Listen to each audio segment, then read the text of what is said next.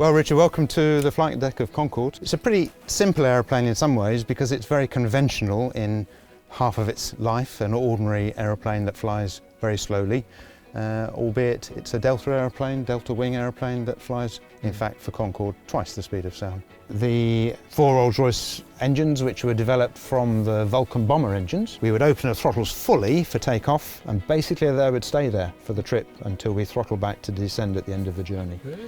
So they were getting about 5 or 8 times more thrust from the intakes than they would if they didn't have the intakes there at all.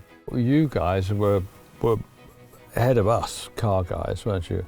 Because I mean, when you're in the air, it's a bit more dodgy than if you're on the ground. There's a lot less to hit up there. Well, yeah, you're free of There's no arm coat to bang into. We were always doing what-if calculations in our head. You know, what if an engine failed now, where would I go, and those sorts of things. Most trips, something went wrong, even if it was a minor nature. Yeah. And an airline pilot today with modern engines and monitoring and so on would probably serve his whole flying career and not see a real engine failure. In this aeroplane I saw 5 engine failures 1 month. Yeah, and of course the closer you got to your destination, the happier you felt, in a way. Yeah, but I was always happy.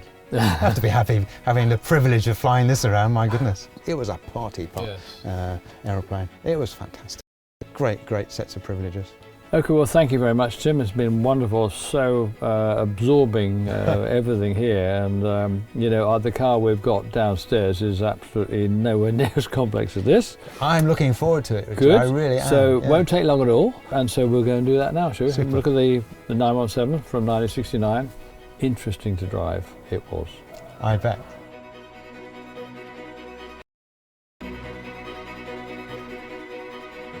Wow. Yeah. It's you could stand on that. It's an art, isn't it? Do you have a shoehorn, please? We race with helmets on, so that's going to take another couple of 3 inches. But so I've got to be even lower. Yeah, but you're fine. Well, it's a car. It's got 4 wheels. It's got a steering wheel, so that's the basic bit of it. And the gear levers here.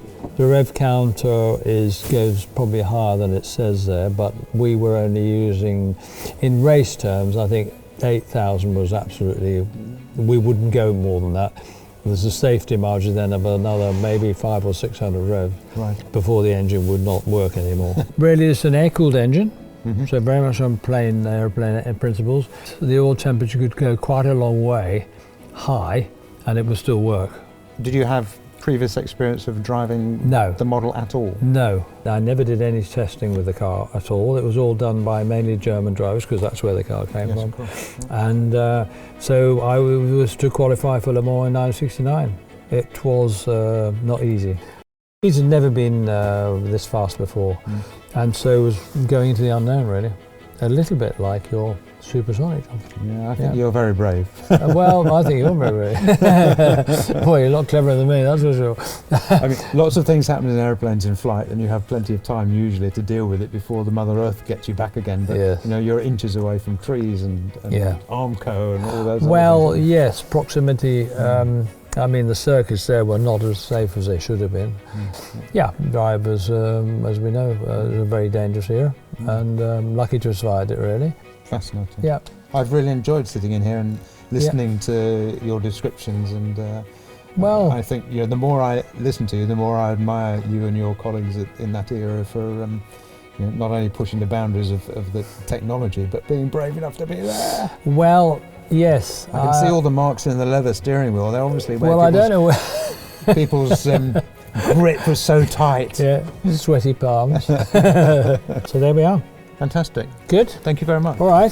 So you're down to drive it next week, is that all right? Yes, I'll drive it at 5 miles an hour around the car park. Well, that's exactly what I did yesterday.